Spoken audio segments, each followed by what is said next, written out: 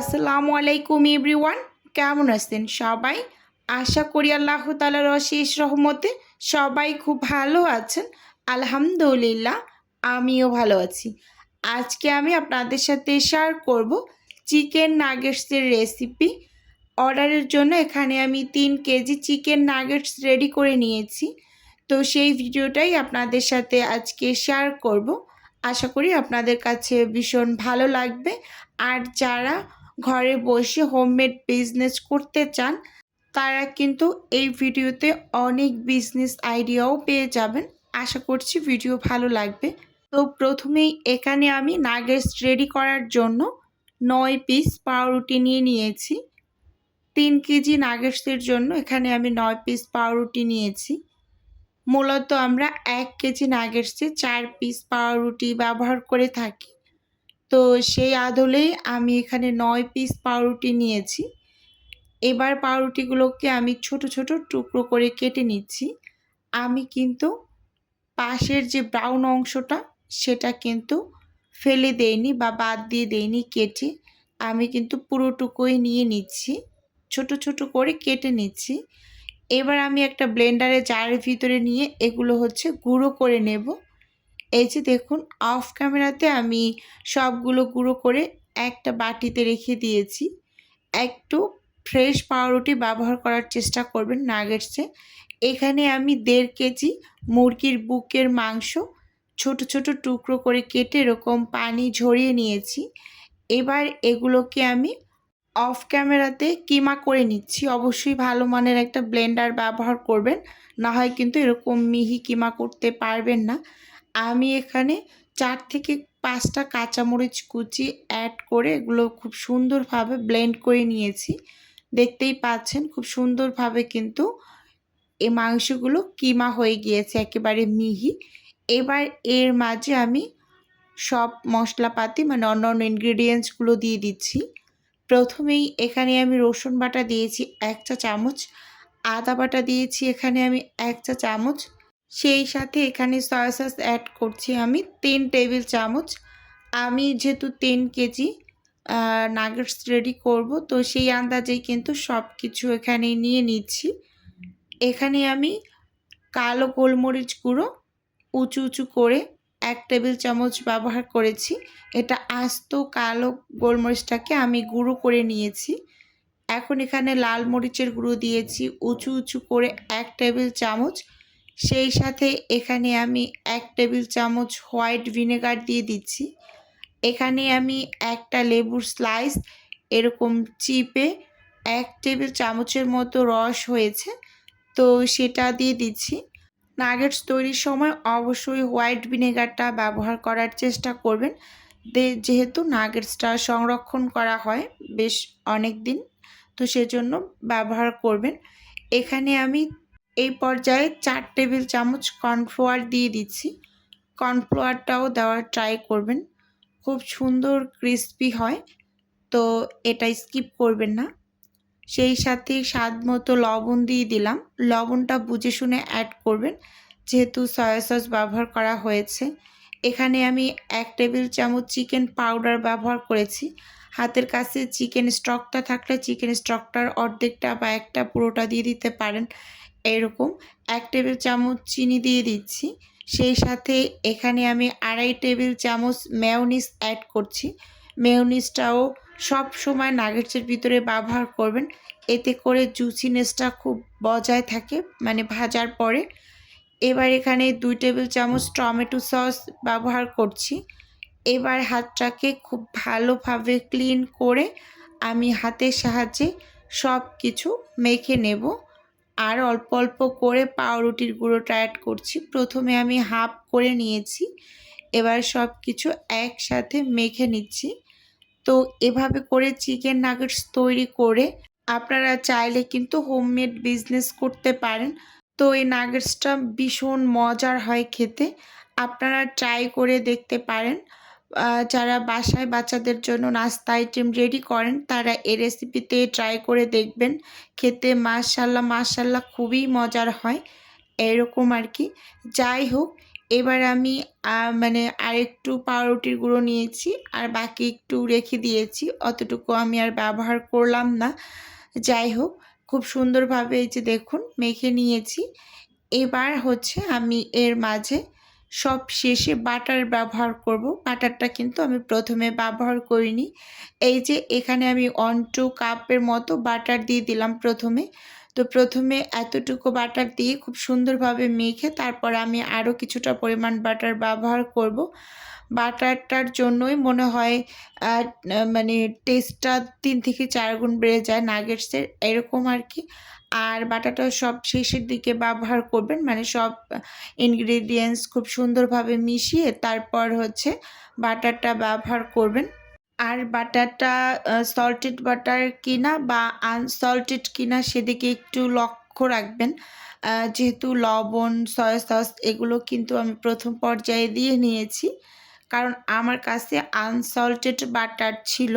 এজন্য কিন্তু আমি অন্যান্য মানে ইনগ্রিডিয়েন্টসগুলো ব্যবহার করার পরে বাটারটা ব্যবহার করে নিয়েছি। তো এর জন্য সব কিছুর পরিমাণ কিন্তু ঠিকঠাক ছিল। তো আপনারা কিন্তু এটা খেয়াল করে নেবেন। সল্টেড বাটার হলে লবণের পরিমাণটা কিন্তু প্রথমে কম ব্যবহার করবেন। সব কিছু খুব সুন্দরভাবে আমি মিশিয়ে নিয়েছি। এবার এই যে একটা ট্রের মাঝে আমি কিছুটা পরিমাণ তেল দিয়ে হাত দিয়ে ট্রেটার চারপাশে খুব সুন্দরভাবে একটু লাগিয়ে নিচ্ছি, কারণ এখানে আমি নাগেটসের যে মিশ্রণটা রেডি করেছি এটা সেট করব। এই যে দেখতেই পাচ্ছেন খুব সুন্দরভাবে এই যে হাত দিয়ে আমি চেপে চেপে একেবারে চারপাশটায় ছড়িয়ে দিচ্ছি, একদম প্লেন করে দেব হাত দিয়ে চেপে চেপে। এভাবে করে হচ্ছে আপনারা কোনো বড় টাইপের ছড়ানো ট্রেতে বা বাটিতে রেখে আপনারা কেটে নিতে পারেন। যাই হোক, এটাকে ভালোভাবে আমি সেট করে তারপর কিন্তু ডিপ ফ্রিজে ০.৫ ঘন্টার মতো রেখে তারপর কেটে নেব।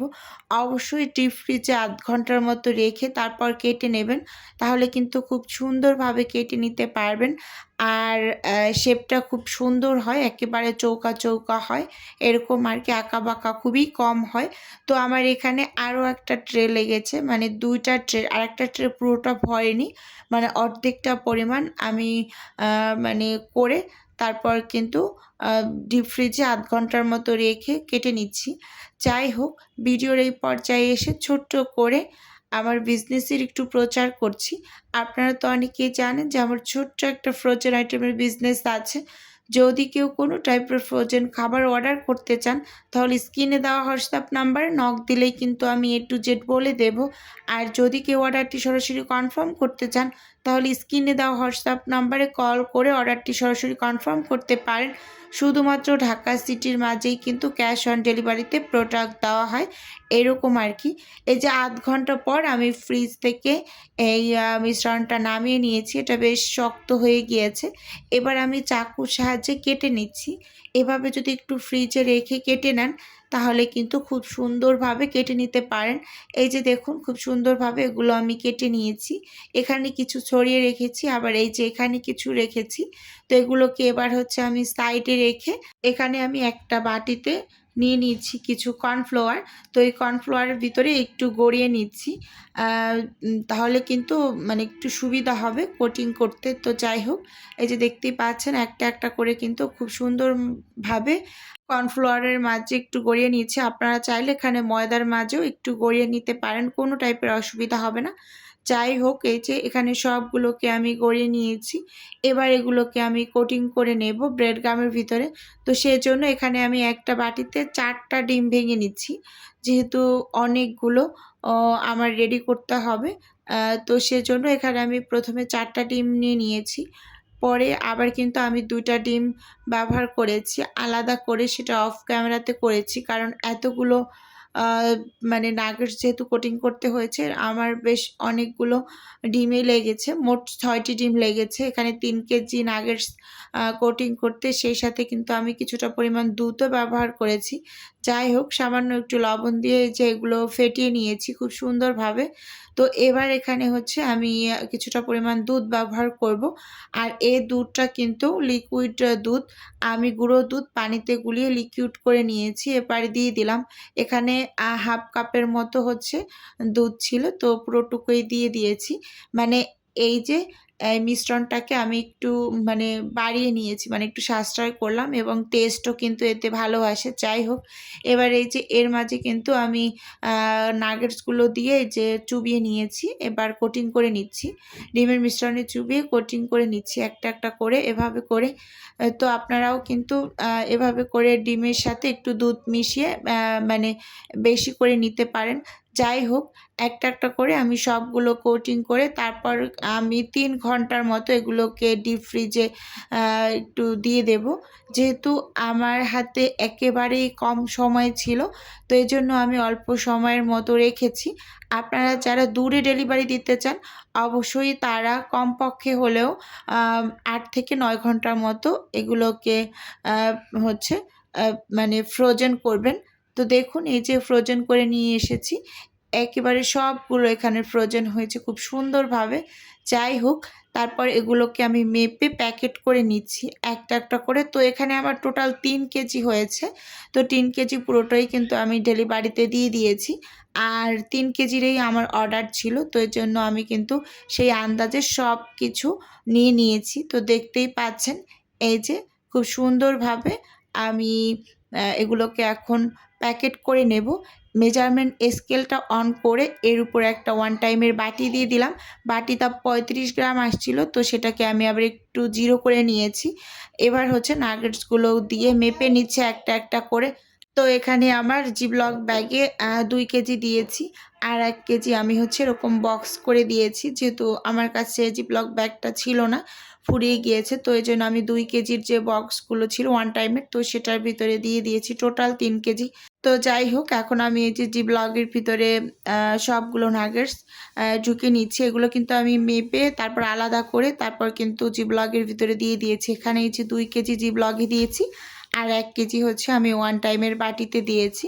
যাই হোক, অনেকের একটা প্রশ্ন ছিল নাগেটস কত টাকা করে সেল করি? তো ১ কেজি নাগেটস ৳৮০০ সেল করি আমি। তো ভিডিওতে কিন্তু আজকে বলে দিলাম। আজকের ভিডিও বন্ধুরা এ পর্যন্তই রাখছি। আল্লাহ হাফেজ। আসসালামু আলাইকুম।